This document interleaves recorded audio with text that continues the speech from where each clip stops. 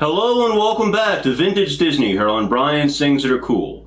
Disney's 1954 adaptation of 20,000 Leagues Under the Sea is one of the best known early live-action films for Disney. It's a classic so ingrained in our culture, its presence is even felt in some of the most iconic images of the 20th century.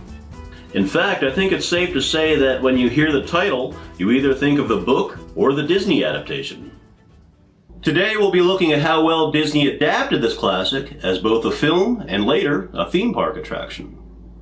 Taken from Jules Verne's 1870 novel of the same name, the film follows a professor and his assistant who have been asked to investigate the rumors of a sea monster attacking ships in the Pacific Ocean.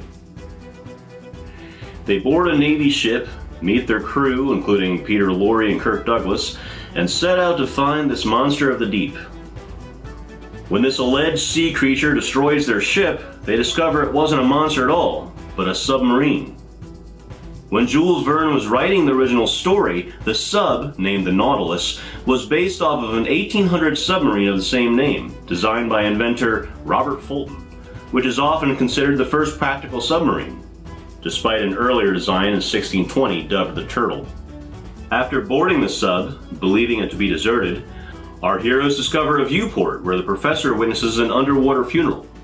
The sea funeral was a scene that came a little later in the book, as I recall, but director Robert Fleischer and screenwriter Earl Felton set out to take the most memorable scenes from the novel and move them around, thinking most viewers wouldn't remember what order certain events occurred within the book.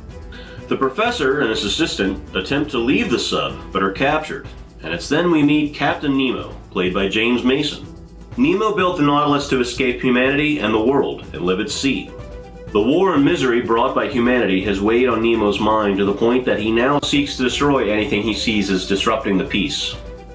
The world has left him cold and distrustful, but eventually he's able to treat the men he took hostage more like crew members and less like prisoners.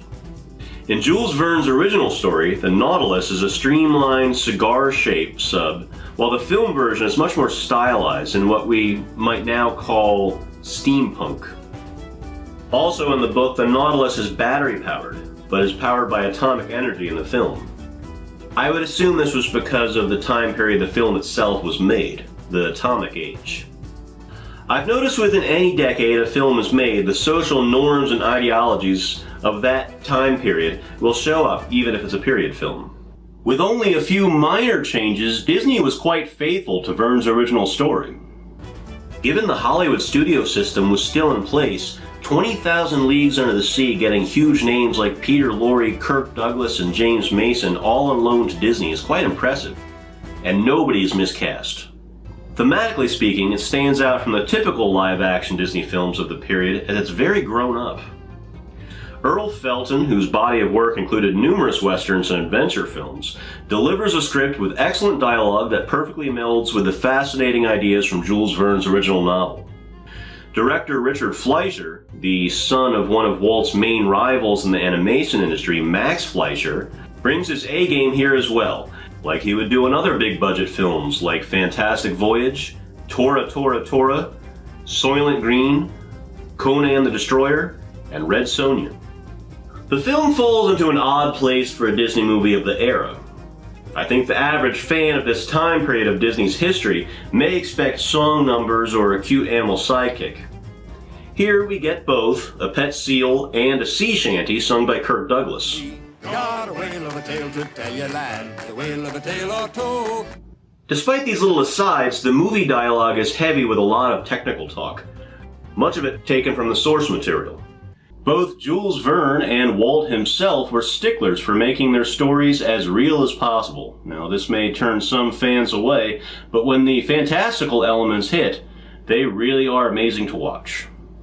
In the movie's most famous scene, a warship fires at the Nautilus, which then submerges, attracting the attention of a giant squid, forcing the sub to resurface where Nemo gets caught in its tentacles.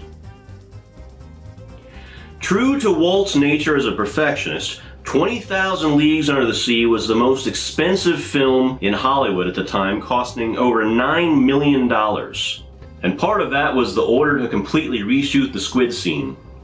Walt felt the original footage came across as too comical, not fitting the excitement the scene called for. The scene was reworked from taking place in the early morning on a calm sea to taking place at nightfall during a thunderstorm. It not only heightened the drama Walt was looking for, but served a practical purpose in hiding the wires and cables needed to run an animatronic squid. I guess it beats taking the Ed Wood route and have the actors scream and throw limp rubber tentacles across their bodies.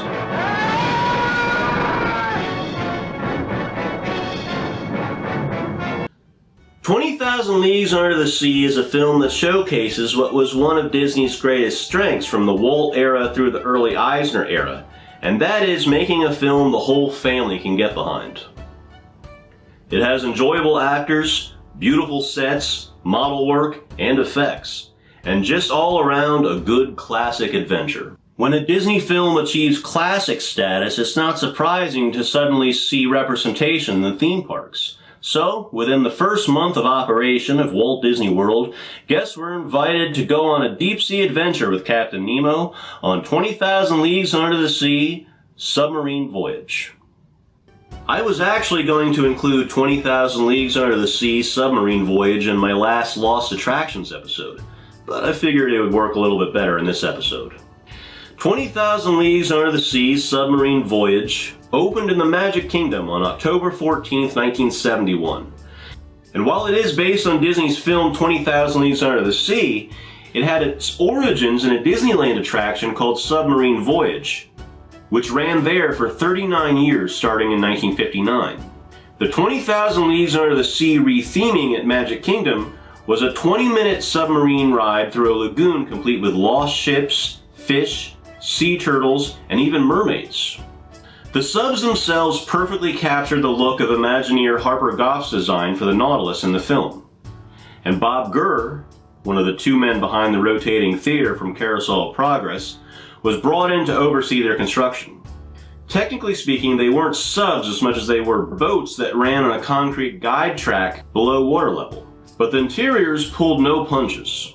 With visible rivets and bolts and a splash of the Gilded Age throughout, they really had that cool steampunk look that I love so much. Each rider had their own seat and porthole to look out of, as well as a window defogger button and a speaker where the voice of Captain Nemo would tell you about everything you're seeing, in a ride experience that was essentially the same as Disneyland's original version Submarine Voyage. Multiple bubble machines around the attraction created the effect that you were diving, and there were 12 vehicles in all, each holding 40 riders. In the attraction, Captain Nemo is voiced by Peter Renaday, doing an impression of James Mason from the film.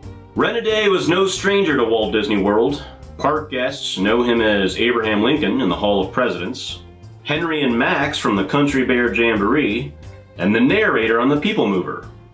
But kids my age would probably know him best as Splinter from the Teenage Mutant Ninja Turtles. 20,000 Leagues Under the Sea, Submarine Voyage was a fan favorite, but unfortunately it was just way too expensive for Disney to maintain and closed on September 5th, 1994. They told fans that it would reopen in the summer of 1996. They lied. The vehicles would be left in place for a time, then moved around to numerous areas around Walt Disney World, including the Backlot Tour, before being stripped and buried in a landfill in 2004. Two of the vehicles were held back from the landfill and sunk in the snorkeling lagoon at Disney's private island Castaway Cay. Unfortunately, only one of these two subs is still in existence, as one was destroyed in a hurricane. The Rise Lagoon itself was briefly rethemed as Ariel's Grotto, then the water was drained and Pooh's Playful Spot took over, before that too was torn down to make way for Seven Dwarfs Mine Train during the Fantasyland expansion in 2012. Thank you for watching. I hope you enjoyed my look at 20,000 Leagues Under the Sea. If you would like to be kept up to date as to when I release a new video, go ahead, hit that subscribe button. And if you really want to be notified, hit that bell as well. I'm Brian, and I'll see you next time on Vintage Disney.